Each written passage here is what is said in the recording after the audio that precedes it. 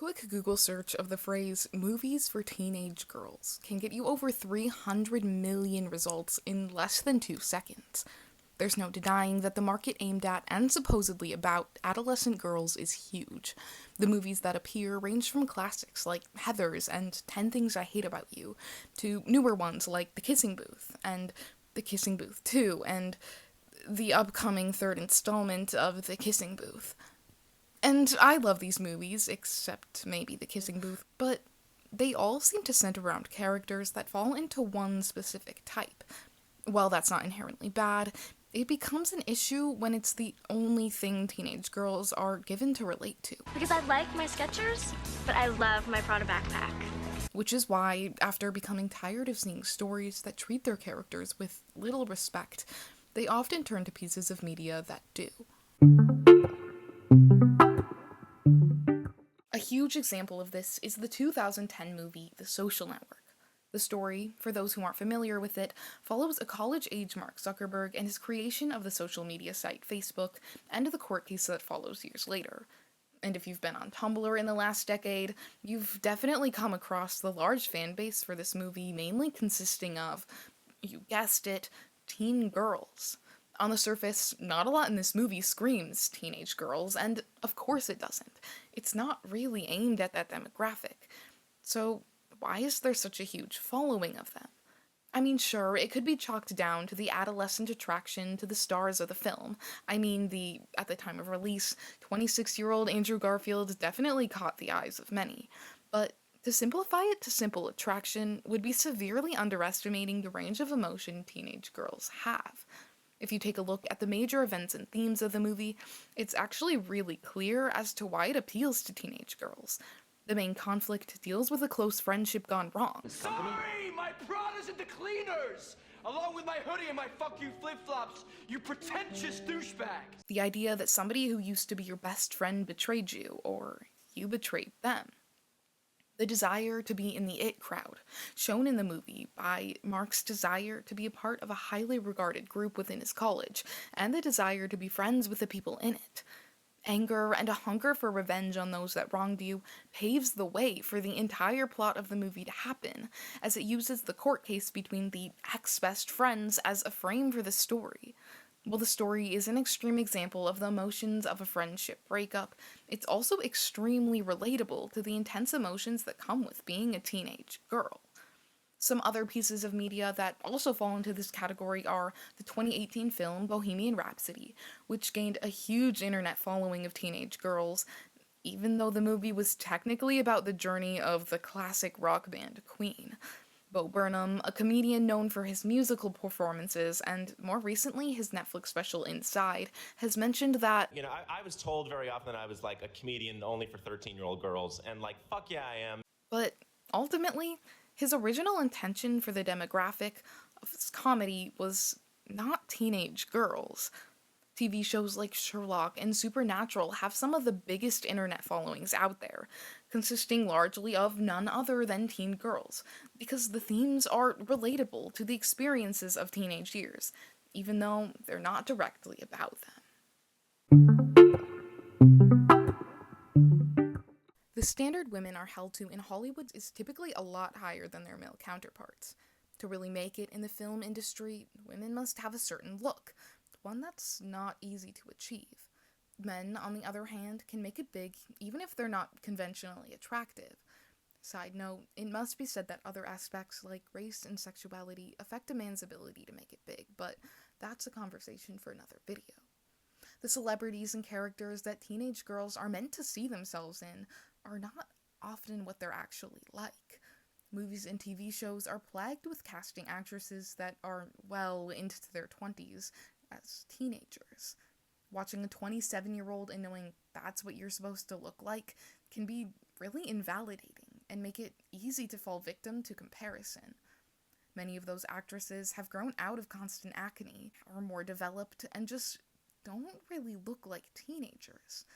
Movies about men and boys make it less easy to compare one's looks, especially because men are not as often judged on how they appear, so it's easier to find a connection to a male main character, because the writing is mostly focused on their personality and desires. a lot of female characters are poorly written and two-dimensional, and there's a focus on their looks. Male characters are allowed to have a depth beyond their looks without being a subversion. Movies without significant female characters also often get to have more depth without the critique of, oh, she was just being dramatic. A comment often used to describe women having human emotions. Teenage girls and the media aimed at them are constantly under attack. Are they too mainstream, or are they...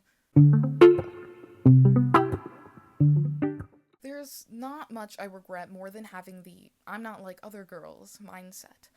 As a middle schooler, I constantly held myself above the quote-unquote other girls, as I thought I was superior for taking interest in things like books and not caring about my looks.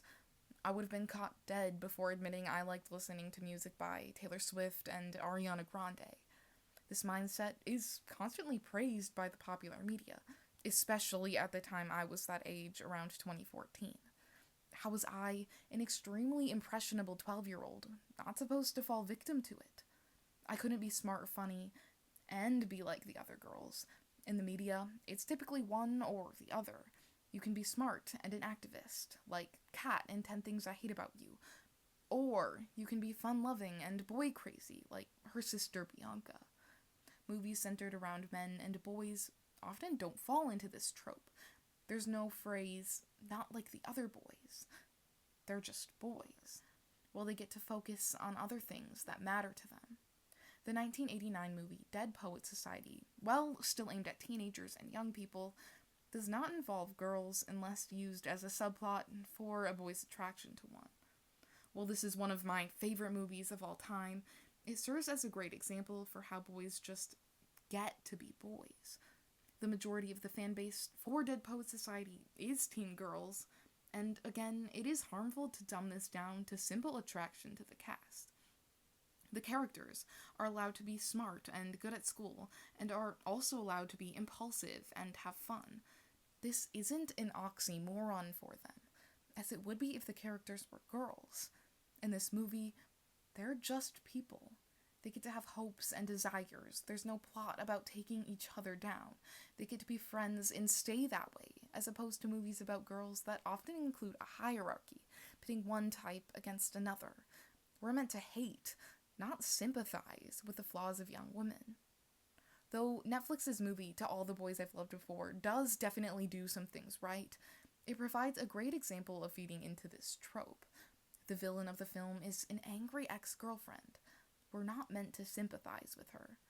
Though her character has real flaws, the main message being portrayed is that she's like the other girls, and is met with criticism for things like her shoes. Well, let's just say it's probably a good thing you're playing it safe. With those, Uggs. This is fed to us even at a young age. The villain of High School Musical is Sharpay, an extremely girly character, which is used against her throughout the movie. Constantly being shown unsupportive, two-dimensional, only good for one thing characters gives teenage girls all the more reason for latching onto media that wasn't originally written to be about them. Even more, girls are shut down for liking these movies aimed at them. They aren't considered cinema or typically win awards, even though they carry similar themes to movies that are praised and winning Oscars.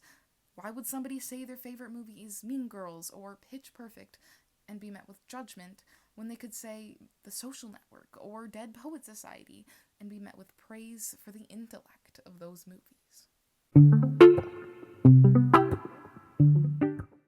Turning to media that one can find themselves in can be extremely validating in times where the whole world seems to be against you, which can be argued is the case for the majority of teenage girls.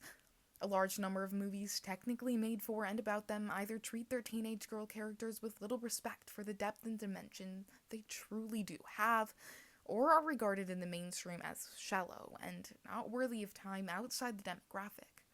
By creating movies where their personalities and interests and life experiences are represented in a respectful, deep, and sympathetic manner, they can find solace in media created specifically for them. As well as this, Respecting these movies will allow girls to express interest in them without ridicule from people who will never know what it's like to be a teenage girl. Movies like Legally Blonde and Bring It On, both pieces that touch on subjects like sexism and racism and ultimately provide great themes about friendship and being true to oneself, should be more than just throwaway chick flicks about ditzy girls and cheerleaders. Respecting teenage girls and their interests, and considering their roles in the world as valuable, is the first step in creating a world where they're not forced to turn to media that doesn't fully represent or respect